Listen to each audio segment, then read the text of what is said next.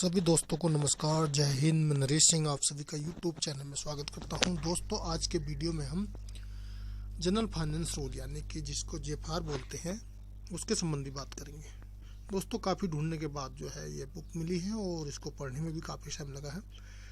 तो मैंने एक छोटा सा वीडियो बनाया था जिसमें मेनली जो जनरल फाइनेंस रूल का वो नियम नंबर जो रूल है 154, 155, लेकिन अभी मैंने इसमें से कुछ 4 से 5 वीडियो में बनाऊंगा आपको, जिसमें कई महत्वपूर्ण चीज़ें इसमें दी गई हैं या जिनसे क्वेश्चन भी आता है। तो 154 से आता है, 155 से आता है, एडवांस के बारे में आता है, एडवांस कितने प्रकार के होते हैं, फिर ब्याज रहित एडवांस कौन कौन से हैं या विदाउट इंटरेस्ट के रहे, और कुछ और जो है मैं नोट किया हूँ वो क्या क्या इसमें और जहाँ से क्वेश्चन बने हैं। तो दोस्तों, आज का जो हमारा वीडियो होगा जिसको हिंदी में सामान्य वित्तीय नियमावली 2017, इससे बाद का भी कोई अपडेट नहीं है।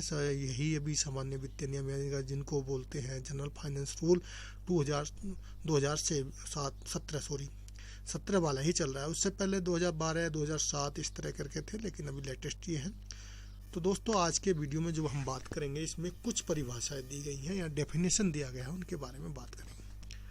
सबसे पहले जो ये चैप्टर 1 है और चैप्टर 1 में कुछ डेफिनेशन दी है, कुछ डेफिनेशन के बारे में हम आपसे। तो इसमें नियम नंबर 1 में दिया संक्षिप्त शीर्षक और आरंभ। इस नियम को सामान्य वित्तीय नियमावली 2017 कहा जाएगा और ये तत्काल प्रभाव से लागू होंगे और केंद्र सरकार के सभी मंत्रालय, विभागों, संबंधों और अधीनस्थ निकायों पर लागू होंगे।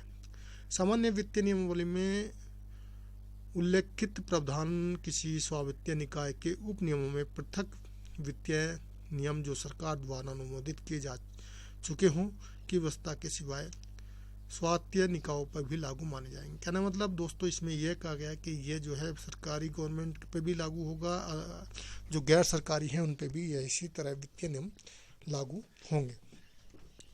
दूसरे में जो नियम में दिया गया डेफिनेशन, ये ऐसे भी क्वेश्चन बन सकता है डेफिनेशन जो है किस नियम में दी गई है। तो इसमें नियम में डेफिनेशन में देखते हैं नियमों में जब तक संदर्भ में अन्यथा उपेक्षित न हो। सबसे पहले लेखाधिकारी यानी कि अकाउंट ऑफिसर का तात्पर्य लेखा विभागीकरण योजना के तहत स्थापित किसी लेखा कार्यक्रम के प्रमुख या भुगतान और लेखा कार्य के प्रमुख से, यानी कि किसी भी ऑफिस में अकाउंट ऑफिसर के तौर पर जो नियुक्त किया जाता है उसको लेखाधिकारी कहा जाएगा। दूसरे में दिया प्रशासक का तात्पर्य किसी संघ राज्य क्षेत्र के प्रशासक से, चाहे उसका पदनाम कुछ भी हो। तीसरे में दिया विनियोग का तात्पर्य विशिष्ट व्यय को पूरा करने के लिए विनियोग की किसी प्राथमिक यूनिट में शामिल की गई निधियों के समूह निर्देशन से है। चौथे नंबर में जो दिया लेखा परीक्षक अधिकारी का तात्पर्य लेखा परीक्षक कार्यालय के प्रमुख से, यानी कि जो भी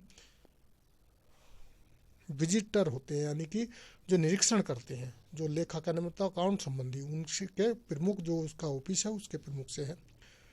समक्ष प्राधिकारी, जैसे कि समक्ष प्राधिकारी का तात्पर्य जैसे हमारी बटालियन के अंदर एक सीआरपीएफ के अंदर जो कमांडेंट होते हैं उसका उनसे ही मतलब का तात्पर्य, या हर एक प्रत्येक दूसरे ऑफिस में भी।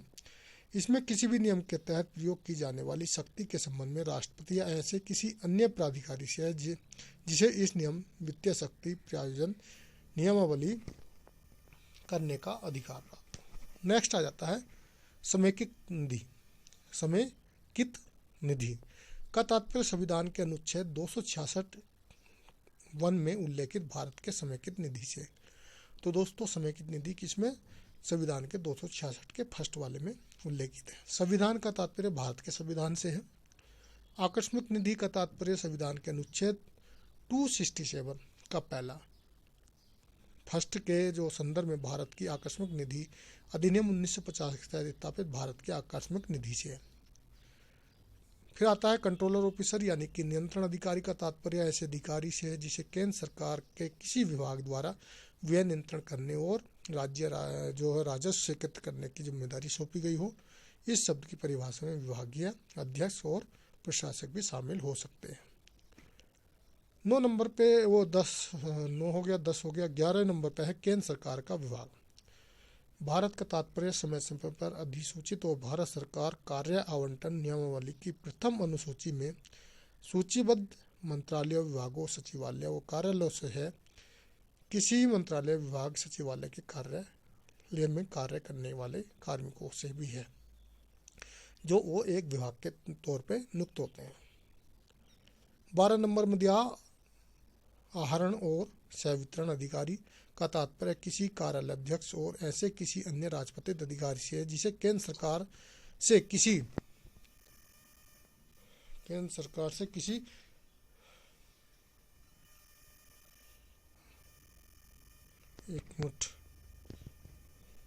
किसी विभाग और किसी विभागाध्यक्ष का या प्रशासक द्वारा केंद्र सरकार की ओर से बिल आहरित करने और भुगतान करने के लिए इस रूप में पदनामित किया गया हो। इसमें उस स्थिति में कोई विभागाध्यक्ष या प्रशासक भी शामिल होगा जब ऐसे कार्य का निर्वाह वह स्वयं करता हो। फिर इसके बाद है वित्तीय मंत्रालय का तात्पर्य केंद्र सरकार के वित्त मंत्रालय से ही है।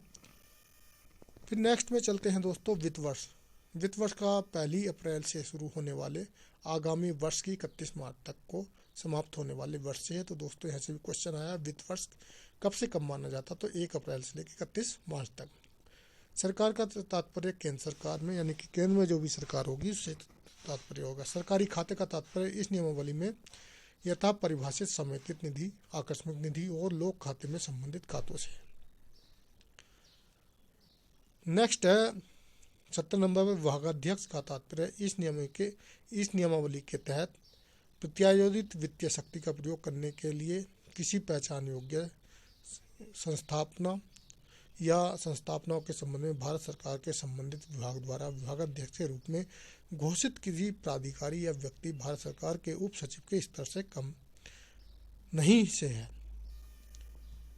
फिर है कार्यालय प्रमुख का तात्पर्य किसी ऐसे राजपत्रित अधिकारी से है जिसमें वित्तीय शक्ति प्रयोजित नियमावली में ऐसी घोषणा किया गया हो।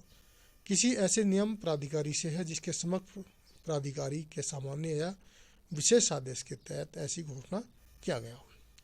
फिर उसके बाद स्थानीय निकाय। स्थानीय निकाय का तात्पर्य ऐसे प्राधिकरण से है जिसमें सरकार द्वारा किसी स्थानीय निधि को शासित करने का कानूनी हक दिया गया हो या विशेष तौर पर शक्ति प्रदान की गई हो। स्थानीय निधि का तात्पर्य कोषागार नियमावली के नियम 652 में यथा परिभाषित स्थानीय निधि से। अनावर्ती व्यय का तात्पर्य आवृत्ति व्यय को छोड़कर अन्य व्यय से है। दोस्तों आगे चलते हैं। राष्ट्रपति का तात्पर्य भारत के राष्ट्रपति से है, ये भी नॉर्मली है। विनियोग की प्राथमिक यूनिट का तात्पर्य वित्तीय शक्ति प्रायोजन नियमावली के नियम 8 में उल्लेखित विनियोग की प्राथमिक यूनिट से है। लोक लेखा का तात्पर्य संविधान के अनुच्छेद 266 में आपको बताया था, फर्स्ट में बता चुका हूँ, सेकंड में उल्लेखित भारत के लोक लेखा से है। वहाँ आकस्मिक निधि और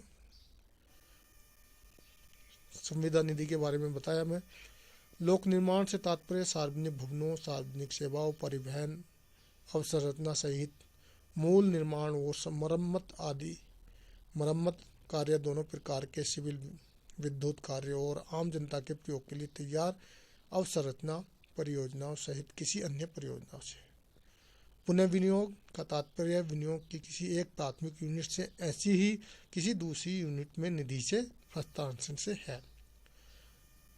आवृत्ति व्यय का तात्पर्य ऐसे व्यय से है जो उसी प्रयोजन के लिए आवधिक अंतराल पर व्यय किया जाता है। आवधिक व्यय को छोड़कर अन्य व्यय अनावृत्ति व्यय कहलाते हैं, जैसे पहले आ चुका। रिजर्व बैंक का तात्पर्य भारतीय रिजर्व बैंक या भारतीय रिजर्व बैंक के किसी ऐसे कार्यालय एजेंसी से है जो उसके में ऐसे कोई भी बैंक शामिल हैं जो भारतीय रिजर्व बैंक अधिनियम 1934 का अधिनियम सेकंड यानी कि 2 के उपबंधों के अनुसार भारतीय रिजर्व बैंक के एजेंट के रूप में कार्य कर रहा हो। फिर है अधीनस्थ प्राधिकरण का तात्पर्य केंद्र सरकार के किसी विभाग या राष्ट्रपति के अधीन किसी प्राधिकरण से है। कोषागार नियमावली का तात्पर्य केंद्र सरकार की कोषागार नियमावली से है। कैम्पेक्स मॉडल में पूंजीगत व्यय का उपयोग क्रेताओं द्वारा वस्तुओं की सीधी खरीदारी के लिए किया जाता है। इसके बाद उपभोज्य वस्तुओं का प्रापण वारंटी अवधि के बाद व्यापक अनुरक्षण संविदा की व्यवस्था की जाती है और अंत उत्पाद की प्रयोगी कालावधि पूरी हो जाने के बाद उसका निपटारा कर दिया जाता है। ओपेक्स मॉडल में विक्रेता वस्तु उपलब्ध कराता है, उसका अनुरक्षण करता है और आवश्यकता अनुसार उपभोज्य वस्तुओं की उपलब्ध कराता है तथा अंत उपयोगी संविदा अवधि पूर्ण हो जाने के बाद वस्तु वापस ले लेता है। क्रेता द्वारा व्यय संविदा के निर्बंध और शर्तों के अनुसार अलग अलग समय पर किया जाता है। तो दोस्तों ओपेक्स मॉडल और कैम्पेक्स मॉडल ये दोनों आपको इसमें बहुत ही महत्वपूर्ण है, इनसे भी क्वेश्चन पूछा जा सकता है किस तरह के। तो दोस्तों आज के वीडियो में वैसे मैं ये आपके लिए इतना महत्वपूर्ण नहीं था, लेकिन फिर भी आपको जानकारी होनी चाहिए कि जनरल फाइनेंस रूल जो है उसमें क्या क्या दिया है। इससे संबंधी अब हम नियम पे बात करेंगे अगली वीडियो में। नियमों में बात करेंगे 2-3 नियम पे किसमें क्या दिया गया है जो महत्वपूर्ण है हमारे लिए एग्जाम में पूछे जाते हैं। दोस्तों वीडियो अच्छा लगा तो वीडियो को लाइक करें, दोस्तों को शेयर करें और चैनल को सब्सक्राइब नहीं करा सब्सक्राइब कर दें, साथ में लगी बेल आइकन को दबा दें। वो वीडियो देखने के लिए थैंक यू, धन्यवाद।